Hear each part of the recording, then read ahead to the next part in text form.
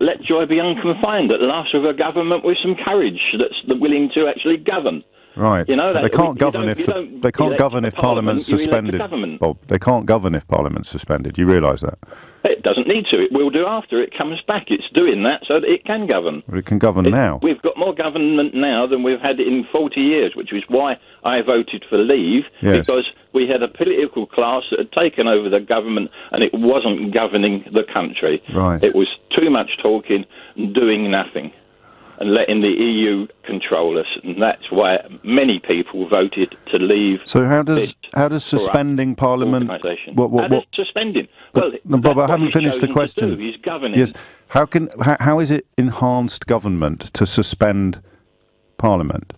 How is it enhanced government? Yes. I don't care if it's enhanced it or not. Let me use a different word. How is it increased or improved? But how, Bob?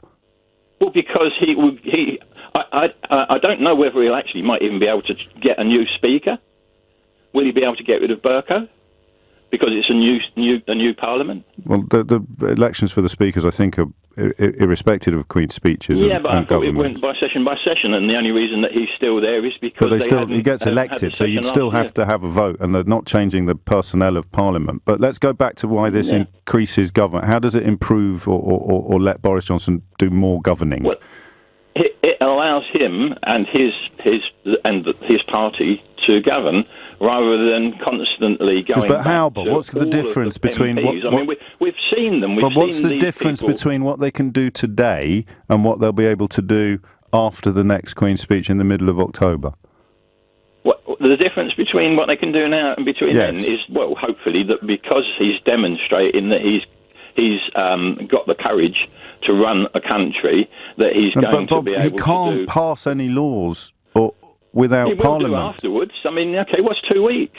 We've had 10 years of austerity, for God's sake, so what's 2 weeks? But what in a sentence, what point do you think you're making? Well, I'm making the point that we at last have a government rather than a Parliament. But he's suspending Parliament. That there is got a government. You need a government to govern, not to sit there talking for years. But how can he govern if there's no Parliament? Because he will come back, and then the government when he comes back, then we'll have Parliament again. But we've got Parliament and govern the country. Because I'd imagine that because of what he's done, he will win the next election. Because he's suspended Parliament, he'll win the next election. Because he's demonstrated courage. Right. So it takes guts to suspend Parliament. It takes guts to govern. Right. But he can't govern if Parliament is suspended. You do understand that bit? I do. Right. It doesn't so matter. you're delighted that he's suspended Parliament. I've been away on bloody 6 weeks holiday. Yes, what's the difference between that? But then why? Okay, let me rephrase. Let me try again. Yes, I know. For goodness sake. It can't be much of a. No. So why do you think he's suspended Parliament then? Why do you think he's done it, Bob? Well, because it demonstrates the fact that he's serious about what he wants to do.